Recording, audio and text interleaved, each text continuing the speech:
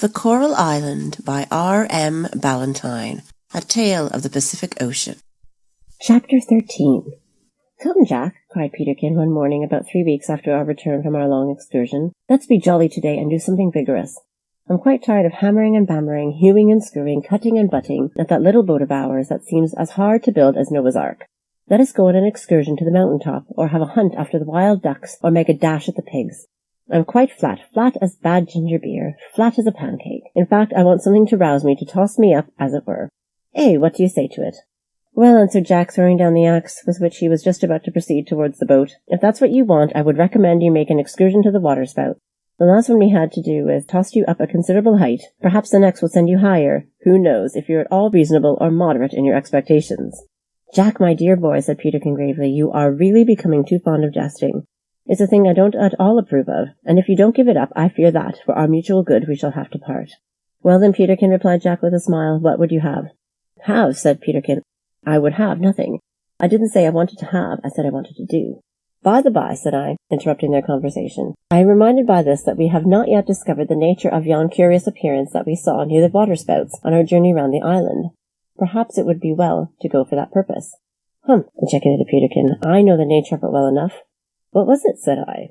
"It was of a mysterious nature, to be sure," said he, with a wave of his hand, while he rose from the log on which he had been sitting and buckled on his belt, into which he thrust his enormous glove. "Well then, let us away to the waterspouts," cried Jack, going up to the bower for his bow and arrows. "And bring your spear, Peterkin, it may be useful." We now, having made up our minds to examine into this matter, sallied forth eagerly in the direction of the waterspout rocks, which, as I have before mentioned, were not far from our present place of abode. On arriving there, we hastened down to the edge of the rocks and gazed into the sea, where we observed the pale green object still distinctly visible, moving its tail slowly to and fro in the water. "Most remarkable," said Jack. "Exceedingly curious," said I. "Beats everything," said Peterkin.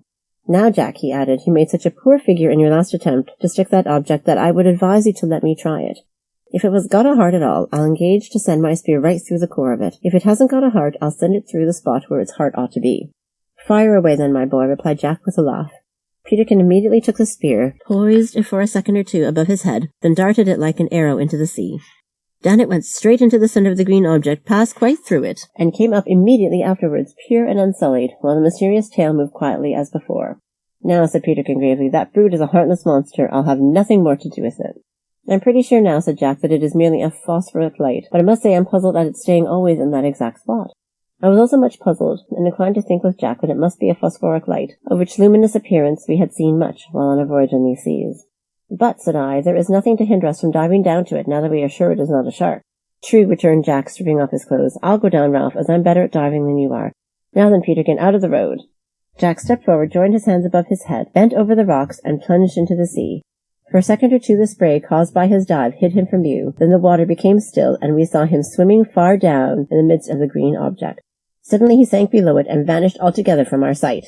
We gazed anxiously down at the spot where he had disappeared for nearly a minute, expecting every moment to see him rise again for breath, but fully a minute passed, and he still did not reappear. 2 minutes passed, and then a flood of alarm rushed in upon my soul, when I considered that, during all my acquaintance with him, Jack had never stayed under water more than a minute at a time, indeed seldom so long. "Oh, Peterkin," I said in a voice that trembled with increasing anxiety, "something has happened. It is now more than 3 minutes." But Peterkin did not answer, and I observed that he was gazing down into the water with a look of intense fear, mingled with anxiety, while his face was overspread with a deadly paleness. Suddenly he sprang to his feet and rushed about in a frantic state, wringing his hands and exclaiming, "Oh, Jack, he is gone! It must have been a shark, and he is gone forever." For the next 5 minutes I know not what I did. Intensity of my feelings almost bereft me of my senses. But I was recalled to myself by Peterkin seizing me by the shoulder and staring wildly into my face, while he exclaimed, "Ralph, Ralph, perhaps he has only fainted. Dive for him, Ralph." It seemed strange that this did not occur to me sooner. In a moment I rushed to the edge of the rocks, and without waiting to throw off my garments was on the point to spring into the waves, when I observed something black rising up through the green object. In another moment Jack's head rose to the surface, and he gave a wild shout, flinging back the spray from his locks, as if it was his wont after a dive. Now we were almost as much amazed at seeing him reappear, well and strong, as we had been at first at his non-appearance, for to the best of our judgment he had been nearly 10 minutes under water, perhaps longer, and it required no exertion of our reason to convince us that this was utterly impossible for mortal man to do and retain his strength and faculties. It was therefore with a feeling akin to superstitious awe that I held down my hand and assisted him to clamber up the steep rocks. But no such feeling affected Peterkin. No sooner did Jack gain the rocks and seat himself on one, panting for breath, than he threw his arms around his neck and burst into a flood of tears. "Oh, Jack, Jack," said he, "where were you? What kept you so long?" After a few moments, Peterkin became composed enough to sit and listen to Jack's explanation, although he could not restrain himself from attempting to wink every 2 minutes at me in order to express his joy at Jack's safety. I say he attempted to wink, but I am bound to add that he did not succeed, for his eyes were so much swollen with weeping that his frequent attempts only resulted in a series of violent and altogether idiotical contortions of the face that were very far from expressing what he intended. However, I knew what the poor fellow meant by it, so I smiled to him in return and endeavoured to make believe that he was winking. "Now, lads," said Jack, when we were composed enough to listen to him, "yon green object is not a shark, it is a stream of light issuing from a cave in the rocks. Just after I made my dive, I observed that this light came from the side of the rock above which we are now sitting, so I struck out for it, and saw an opening into some space or other that appeared to be luminous within. For one instant I paused to think whether I ought to venture.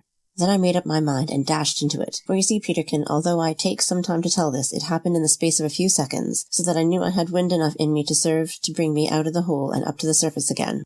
Well, I was just on the point of turning, for I began to feel a little uncomfortable in such a place, for it seemed to me as if there was a faint light right above me. I darted upwards and found my head out of water. This relieved me greatly, for I now felt that I could take in air enough to enable me to return the way I came. Then it all at once occurred to me that I might not be able to find the way out again, but on glancing downwards my mind was quite at rest by seeing the green light below me streaming into the cave, just like the light that we had seen streaming out of it, only what I now saw was much brighter. At first I could scarcely see anything as I gazed around me. It was so dark, but gradually my eyes became accustomed to it, and I found that I was in a huge cave, part of the walls of which I observed on each side of me. The ceiling just above me was also visible, and I fancied that I could perceive beautiful glittering objects there, but the farther end of the cave was shrouded in darkness. While I was looking around me in great wonder, it came into my head that you, too, would think I was drowned, so I plunged down the surface into the passage again in a great hurry, rose to the surface, and here I am. When Jack concluded his recital of what he had seen in this remarkable cave, I could not rest satisfied till I had dived down to see it, which I did, but found it so dark that, as Jack had said, that I could scarcely see anything. When I returned, we had a long conversation about it, during which I observed that Peterkin had a most lugubrious expression on his countenance. "What's the matter, Peterkin?" said I. "The matter," he replied. "It's all very well for you two to be talking away like mermaids about the wonders of this cave, but you know I must be content to hear about it, while you are enjoying yourselves down there like mad dolphins. It's really too bad." "I'm very sorry for you, Peterkin. Indeed I am," said Jack, "but we cannot help you. If you would only learn to dive—" "Learn to fly, you might as well say," retorted Peterkin in a very sulky tone. "If you would only consent to keep still," said I, "we would take you down with us in 10 seconds. Returned Peterkin. "Suppose a salamander was to propose to you only to keep still, and he would carry you through a blazing fire in a few seconds, what would you say?" We both laughed and shook our heads, for it was evident that nothing was to be made of Peterkin in the water.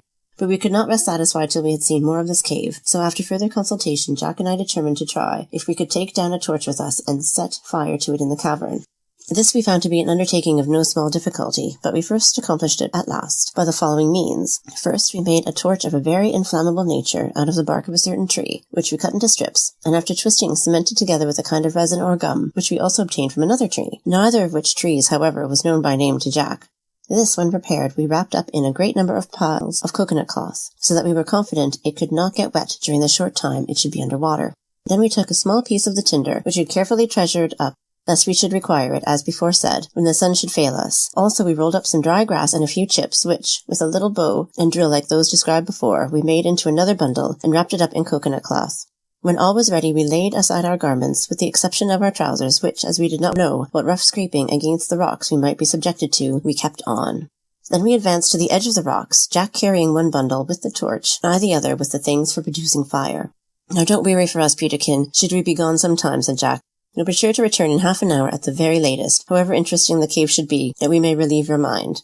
"Farewell," said Peterkin, coming up to us with a look of deep but pretended solemnity, while he shook hands and kissed each of us on the cheek. "Farewell, while you are gone I shall repose my weary limbs under the shelter of this bush, and meditate on the changefulness of all things earthly, with special reference to the forsaken condition of a poor shipwrecked sailor boy."